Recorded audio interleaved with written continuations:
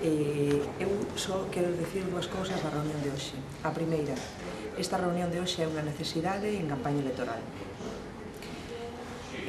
Supoñemos que o Ministerio ten que vir a falar con nós de un decreto que quedou absolutamente vacío de contido, o publicado, outra cousa era o que se estaba falando, pero o publicado quedou absolutamente vacío de contido, na medida en que, afortunadamente, foron prudentes e non aprobaron cousas que non se sabe se siquera van ter refrendo legal ou político desde a Unión Europea, xa que o Regulamento Europeo que lle ten que dar marco político e xurídico a este Real Decreto do Estado Español non está ainda aprobado e en previsión parece ser que se vai aprobar en setembro.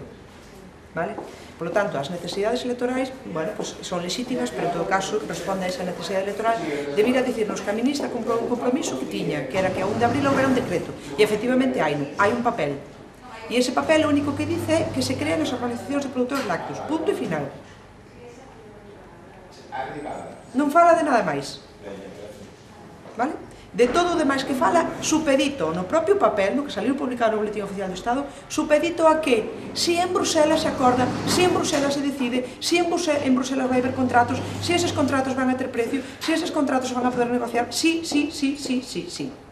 Por lo tanto, é legítimo facer campaña electoral, pero en todo caso, nós sabemos que é iso o que vimos, vale? Ou o que veu, en todo caso, esta reunión.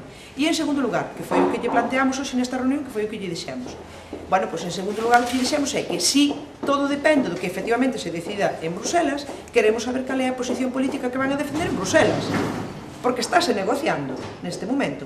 Queremos saber se efectivamente vai o Estado español e, polo tanto, a ministra a defender que siga habendo control da produción para que haxa precios. Queremos saber se efectivamente a ministra vai a defender que eses contratos teñan precio e que precio que nos sirva para os produtores e produtoras, é dicir, capacidade real de negociar unha base a partir da cal por debaixo deso non poidan pagarnos, nin a industria, nin a distribución trasladalo. E queremos saber que papel ou como pensan facer para que efectivamente a distribución entre tamén en todo este maremán non que sempre nos plantean que ao final é sempre a responsable de todos os males, pero nunca lle meten man. A ningunha destas tres preguntas nos respondeu o señor Tamarí, a ningunha, sobre cal é a posición ou cal está sendo o que defenden en Bruselas.